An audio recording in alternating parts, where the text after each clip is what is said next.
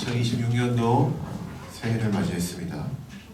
새해는 새로운 일을 해내는 일이라 해서 새해라고 합니다. 그래서 많은 사람들이 새해를 계기로 평소보다 좀 다른 습관이나 목표를 세웁니다. 여러분도 새로운 목표를 세우셨겠죠? 네, 저 역시 이번에 새로운 도전을 합니다.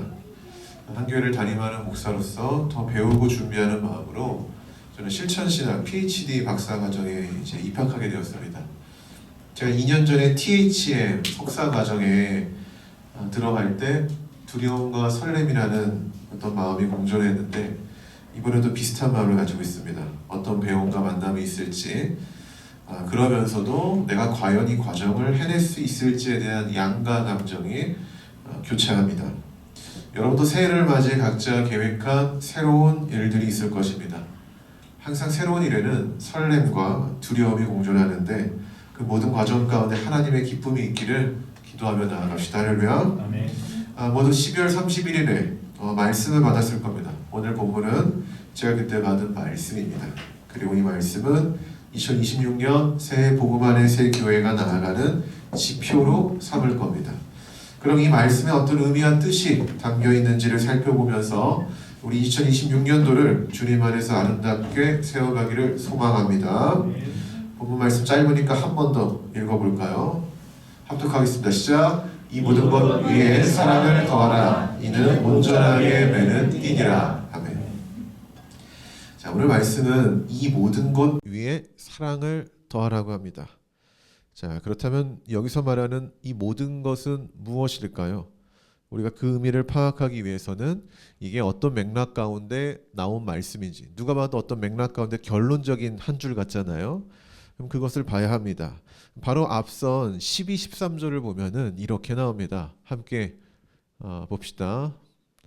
그러므로 너희는 하나님이 택하사 거룩하고 사랑받는 자처럼 긍휼과 자비와 겸손과 온유와 오래 참음을 옷 입고 누가 누구에게 불만이 있거든 서로 용납하여 피차 용서하되 주께서 너희를 용서하신 것 같이 너희도 그리하고 그 다음에 이 모든 것 위에 사랑을 더하라 라고 나오는 겁니다. 여기서 말하는 이 모든 것은 다시 한번 반복하면은 긍휼, 자비, 겸손, 온유, 오래 참음 그리고 용납하고 용서하는 것을 가리킵니다. 자, 이 내용을 이 열거된 목록들을 보면은 우리가 예수를 믿고 성령을 받아 나아갈 때 나타나는 성령의 열매 비슷하지 않습니까? 그리고 골로새서 3장 10절에 의하면은 예수를 믿어 새 사람이 된 우리, 하나님의 형상을 따라 새롭게 된 우리가 우리에게 나타나는 모습들이 바로 이런 거라고 말을 합니다. 자, 그런데 이 모든 덕목들을 열거하면서 그 위에 무엇을 더하라고 하죠? 바로 사랑이죠. 아가페입니다. 여기서 우리가 조금 착각할 수 있는 거, 놓치지 말아야 할 중요한 포인트가 있습니다. 그건 뭐냐면은 성경은 이 목록 중에 사랑이 빠졌으니까 사랑을 추가해야 된다는 의미에서 더하라라고 말한 것이 아니라는 것입니다. 사랑이 없이는 이 모든 기능이 모든 덕목이 제 기능을 할 수 없기 때문에 그것을 사랑으로 덮어 씌워야 된다라는 의미로 말한 겁니다. 왜냐하면 사랑이 없으면 앞선 덕목들, 뭐 겸손, 자비, 거룩 이 모든 것들은 쉽게 왜곡되기 때문입니다. 자, 이어서 오늘 말씀은 본문은 그 다음에 사랑을 더하라는 그 다음에 뭐라고 합니까? 사랑이 온전하게 매는 띠라고 표현을 합니다. 그러면 왜 띠라는 표현을 썼을까요? 띠. 여기서 말하는 띠는 벨트 같은 겁니다. 벨트. 자, 이 표현은 고대 복식 문화에서 나온 건데요. 당시 사람들은 긴 옷을 입었잖아요. 긴 옷을 입었기 때문에 이 허리에 띠로 이거를 딱 고정시키지 않으면은 활동이 불편했습니다. 그래서 띠는 옷을 단단하게 고정시키고 이 사람이 잘 활동할 수 있도록 움직이게 할 수 있도록 하나로 묶는 역할을 했다라는 거예요. 사도 바울은 그런 사람들의 옷 매무새를 보면서 저 띠가 가장 중요하구나라고 파악을 한 거예요. 그리고 사랑이 바로 저 띠와 같은 역할을 한다라고 그 이미지, 일상의 이미지를 통해서 비유적으로 말을 하고 있는 겁니다. 그러니까 사랑은 각각의 덕목들 그 위에 이야기한 거 있죠. 이 모든 것 위에라고 했을 때 그 모든 것들이 흩어진 상태로 두지 않고 하나의 통일된 인격으로 묶어주는 역할을 한다라는 거예요. 이 말씀을 묵상하다가 안타깝게도 오늘 오지 못한 효선이가 떠올랐습니다. 좀 안타까운데 오늘 끝나고 한번 연락 한번 해주시길 바랍니다. 제가 개인적으로 효선이에게 연락을 할 때 종종 이렇게 불러요. 셰프라고 부릅니다. 셰프. 요리를 하다 보면은 효선이의 이 만능 소스 레시피가 필요할 때가 있습니다. 효선이가 요리를 굉장히 잘하거든요. 근데 저도 이제 인터넷에서 검색해서 우리가 이제 하는 경우가 있잖아요. 그거와 다르게 효선이만의 레시피에 들어가는 특별한 재료가 하나가 있어요. 많이 들어가지 않습니다. 정말 조금 들어가요. 그런데 그 작은 비밀 재료가 서로 다른 맛을 내는 조미료들을 한데 묶어주는 역할을 한다라는 거예요. 그 재료가 뭔지 아세요? 된장입니다. 제가 처음에 이상했어요. 야, 된장찌개도 아닌데 왜 된장을 넣어? 그러니까 제가 어떤 레시피를 물어봤냐면은 빨간 생선 조림 이걸 물어봤거든요. 근데 다른 레시피 검색 거기에 된장이 잘 안 들어가요. 보통 고춧가루랑 간장이랑 설탕 이런 걸로 맛을 내는데 효선이는 마지막에 정말 조금의 된장 반 스푼을 넣는다라는 거예요. 그래서 제가 좀 이해가 안 돼서 야 이게 된장찌개가 아닌데 왜 이걸 넣어? 라고 말을 하니까 효선이가 이렇게 말했어요. 이 아주 약간의 된장이 톡톡 튀는 각각의 이 재료를 그러니까 그 소스를 한데 묶어주는 역할을 한다라는 거예요. 그러니까 조화로움이라고 하죠. 이거를 이제 요리하는 사람은 감칠맛이라는 표현을 써요. 그런 게 있다라는 거예요. 오늘 본문에서 말하는 사랑이 바로 그런 거예요. 어떤 일을 하든 아주 조금이라도 이 사랑이 들어가면은 달라진다라는 거예요. 사랑이 있을 때 이웃사랑과 오래 참음, 긍휼과 겸손이 서로 충돌하지 않고 조화를 이룰 수 있다라는 거예요. 그런데 이 사랑에 빠졌다고 한번 생각을 해봅시다. 하나님에 대한 사랑이 없는 헌금과 봉사를 드렸다고 해보세요. 어떤 마음이 막 올라오겠습니까? 내가 이 정도나 했는데, 내가 이렇게나 했는데, 뭐 이런 불만과 욕망들이 막 스멀스멀 올라올 수밖에 없는 거죠. 사랑이 없이 용서는 가능할까요? 용서보다는 복수를 하겠죠. 또한 사랑이 없으면 이웃을 향한 긍휼은요, 자기 만족, 조금 더 다시 말하면은 자기 위선에 불과한 거예요. 자기 위선. 사랑이 없는 오래 참음도 그냥 무관심인 거죠. 관심 없는 냉소일 뿐인 거고. 그러나 사랑이 이 모든 덕목이 가진 가치를 아름답게 해준다는 거예요. 오래 참음에도 사랑이 들어가면은 사랑이 조금이라도 들어가면은 무관심이나 냉소로 변하지 않고 그 사람을 위하는 마음으로 바뀐다라는 거죠. 용서를 용서답게 가능하게 하고 자비를 자비답게 겸손을 겸손답게 만들어주는 역할이 바로 아주 조금의 그 사랑이라는 것입니다. 그리고 오늘 본문을 보면은 또 발견할 수 있는 게 있어요. 이 사랑은 샌드위치 빵과 같은 거예요. 우리 예빈이가 이제 최근에 샌드 기사라고 했잖아요. 샌드 기사. 예빈아, 샌드위치에서 빵의 기능이 뭐야? 앞뒤로 빵이 있잖아. 이 빵의 기능이 뭘까요? 뭘까? 네. 여러분이 볼 때 샌드위치에서 이 빵의 기능이 뭔 것 같아요? 빵이 앞뒤, 햄버거든 뭐든 앞뒤로 있잖아요. 이 기능이 뭔 것 같습니까? 네, 뭔가 그러니까 재료를 잡아주는 거죠. 이 잡아주고 이 재료의 맛을 한 대로 묶어주는 거예요. 이 빵이 없이 햄버거를 먹어본다 생각해 보셨어요? 가끔씩 좀 고상한 여성들이 이렇게 햄버거가 나오면 한 번에 안 먹고 잘라서 이렇게 하나씩 먹는 거 있잖아요. 저는 그건 햄버거의 맛을 잘 이렇게 못 느끼는 거라고 생각합니다. 이거는 잘라 먹더라도 위아래 빵과 안에 있는 그런 재료들이 같이 먹어야 돼요. 하나의 묶어주는 역할을 하는 거죠. 오늘 본문을 보세요. 이와 비슷하게 골로새서 3장 12절과 14절은 사랑이라는 단어로 서로 감싸고 있어요. 잘 보세요. 바울은 먼저 우리가 하나님께 사랑받는 자라고 말합니다. 그렇죠? 한번 보세요. 사랑받는 자처럼 이 사랑으로 시작을 해요. 하나님의 사랑으로. 그 다음에 14절에 어떻게 끝납니까? 사랑을 더하라.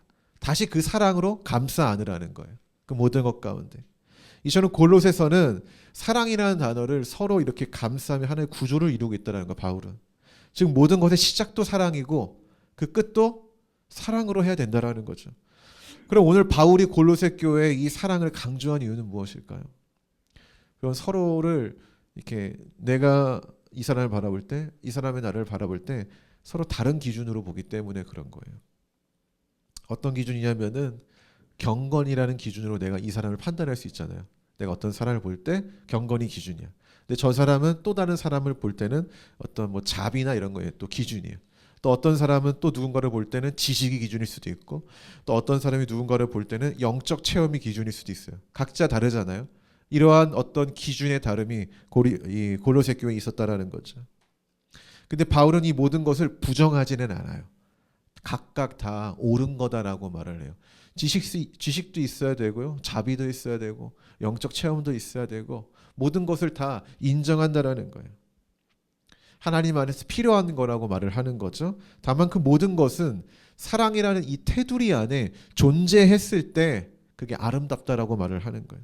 사랑이 감싸지 않으면 아무리 옳은 것들이라고 해도 오히려 그리스도의 몸된 교회를 찢어지게 만드는 요소로 될 수 있기 때문인 거죠. 즉 사랑으로 감싸야 그 모든 것들이 조화롭게 서로 톡톡 튀는 개성을 한데 묶어 흩어지지 않도록 보호해주기 때문에 이 사랑이라는 샌드위치 구조 안에서 이런 것들을 열거하고 있는 거예요. 여러분 어거스틴이 이런 말을 했다고 합니다. 함께 읽어봅시다. 자, 시작. 본질적인 것에는 일치를, 비본질 것 자유를, 모든 것에는 사랑을. 이 어거스틴이라는 사람 뭐 한 번쯤 들어봤잖아요. 어거스틴은 본질과 비본질은 구분을 해요. 명확하게 구분을 해야 된다 말을 하지만 사랑만큼은 구분하지 않습니다. 진리에도, 그러니까 본질에도 사랑이 필요하고 비본질에도 사랑이 필요하다고 말을 하는 거예요.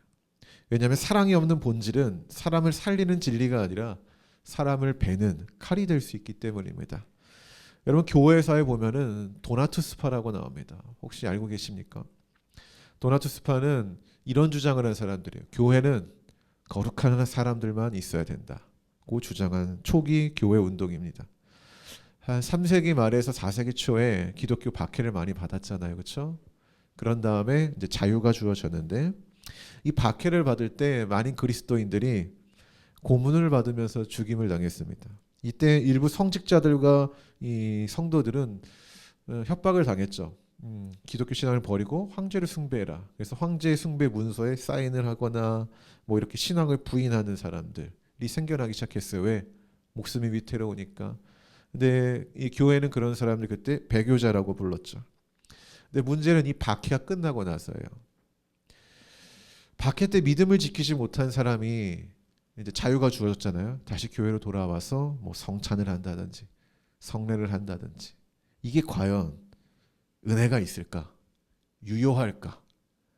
자, 이런 상황 가운데서 도나투스파가 등장하는 거예요. 그 도나투스파 이렇게 말하는 거죠. 배교했던 성직자가 집례한 성례는 무효다.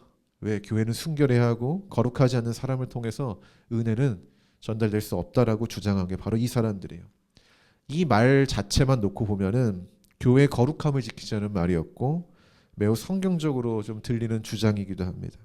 타협하지 않는 신앙으로 나아가자는 구호 같은 거예요. 그렇죠? 그래서 많은 사람들이 이 말에 공감을 했습니다. 그렇지, 그렇지 이렇게. 그러나 문제는 그 주장에 사랑과 은혜가 빠져 있다라는 거예요. 결국에 교회는 갈라졌고 정죄와 폭력, 강제와 배제가 뒤따랐습니다. 그러니까 도나투스파는 교회의 거룩함이라는 본질은 붙들었지만 거기에 뭐가 없었다? 은혜와 사랑이라는 복음의 핵심은 없었다라는 거죠. 그 결과 교회는 아까 말한 것처럼 정통과 가짜로 분리가 됩니다. 도나투스파의 문제는 거룩함이 아니었어요. 본질이 아니었어요. 바로 사랑이었습니다. 사랑 없는 거룩함. 사랑은 진리를 약하게 만드는 게 아닌데 진리가 사람을 살리게 만드는 하나의 울타리 같은 역할인데 그것을 배제한 채 날카로운 칼로서 사용했던 거죠. 이처럼 사랑이 아주 중요합니다. 이제 말씀의 결론을 맺겠습니다. 우리는 종종 내가 옳은가를 먼저 묻습니다. 그러나 성경은 우리에게 이렇게 묻죠. 사랑하고 있는가? 우리가 말하는 진리가 누군가를 살리고 있는지 아니면 조용히 상처를 입히고 있는지를 돌아봐야 합니다. 예수의 사랑이 없으면 우리는 구원받을 수 있었을까요? 그렇지 않다라는 거예요. 예수 그리스도가 진리라는 잣대로만 우리에게 대했다라면은 우리는 결코 구원을 받을 수가 없습니다. 근데 그 예수의 사랑에는, 그 진리에는 사랑이 있었기 때문에 우리가 자격이 안 되는데도 불구하고 구원을 받을 수 있는 거죠. 사랑으로 덮인 본질은 사람을 살리고 교회를 하나 되게 합니다. 할렐루야. 2026년 복음 안의 새 교회가 잘하는 교회로 기억되기보다는 야 거기는 사랑이 있는 교회다라고 기억되기를 소망합니다. 누군가가 이 교회를 추억할 때 사랑과 정이 가득했다라는 따뜻함을 심어주는 교회가 되길 바랍니다.